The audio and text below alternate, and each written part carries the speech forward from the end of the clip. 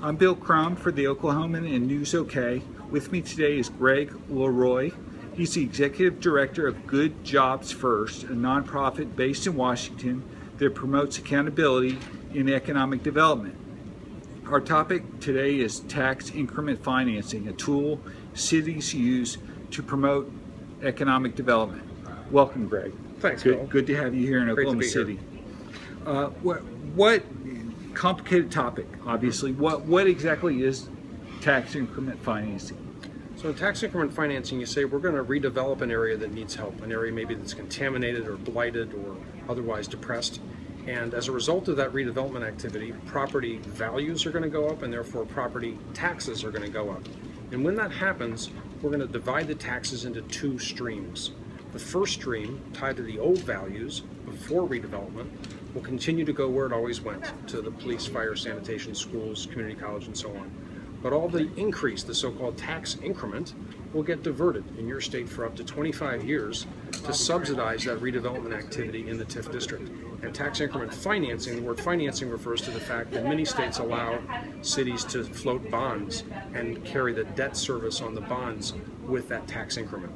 Okay, and do we do that here in Oklahoma City? Do we allow You do a little bit, but you mostly do what's called pay-as-you-go, which you reimburse people or you spend the money up front on infrastructure rather than floating bonds. Okay, and I think we covered the primary uses then of TIF. Well, just as one reason that public officials like TIF so much is it can be used for lots of different things. It can be used for housing, for commercial real estate, it can be used for public infrastructure, it can be used for parking garages. A lot of public officials call it the ultimate sort of flexible tool, and it's really a sacred cow for many public officials. Okay. What is the best way to handle oversight then for and tax increment financing? Everybody talks about it, called it TIF. So right. We're going to do that here. What's the best way to handle oversight of TIF?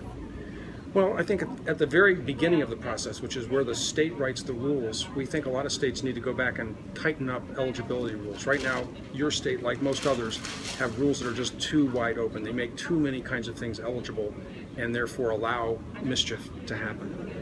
But even then, once you do create a TIF district, we think there should be robust disclosure. That is, their taxpayers should see online every deal. Who got the money, what came of the deal, how many jobs got created, how much tax increment resulted, where the tax increment went, etc. And then we would also say you should attach what we call community benefits to the condition. In other words, we would like to see job quality standards, wage and full-time hour rules attached to the permanent jobs and the construction jobs created by TIF.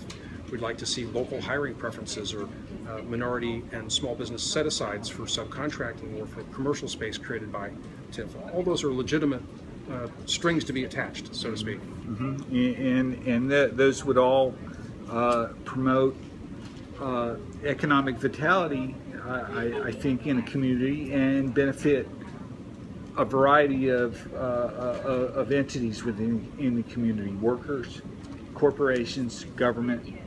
Right. I mean, that's in the best of all worlds. You want a win-win-win structure here, where you're getting whatever your needs are met, whether you need job creation or affordable housing or neighborhood revitalization or some of all of the above, but you're doing it in a way that maximizes the positive ripple effects. You're addressing underserved communities, you're embedding the project in the future of the community, it's integrated with other tools or other planning things you're doing in the community, hopefully, so that it's knit together, it's reinforcing other intentional things government's doing to turn things around. What have you learned so far about TIF and the way it's used in Oklahoma City, and what's your, at least at this point, impression? My impression is cautionary, frankly, about your situation here. Although you only have 9 TIF districts right now, you've got one that's very costly already and some big expensive ones that are on the drawing boards being worked on right now. Certainly as a state and even as a city, Oklahoma is still a small player in TIF. We have some cities like Chicago with about 160 TIF districts and about 10% of its entire property tax base getting diverted by TIF, for example. It's an outlier, to be sure. But here, I think you're on the brink of doing some big deals, and so it's a cautionary time. It's a time to pay a lot of attention to this and try to get it right and make sure you don't overspend. Okay, and win-win-win, transparency. Yeah, transparency, targeting, effective targeting up front. In other words, don't do deals that amount to windfalls. Don't pay companies to do what they would have done otherwise. That's right now your state laws allow that to happen. Doesn't mean you need to do that or should do it just because you can do it. And then once you do deals, let's make sure that there's full transparency about outcomes and community benefits and taxpayers being protected if deals don't play out. All right. Well, thanks very much. Again, Bill Crum for the Oklahoman and News OK. I was with Greg LeRoy, the Executive Director of Good Jobs First in Washington, D.C. Thanks, Greg. Thanks, we Bill. appreciate it. You bet.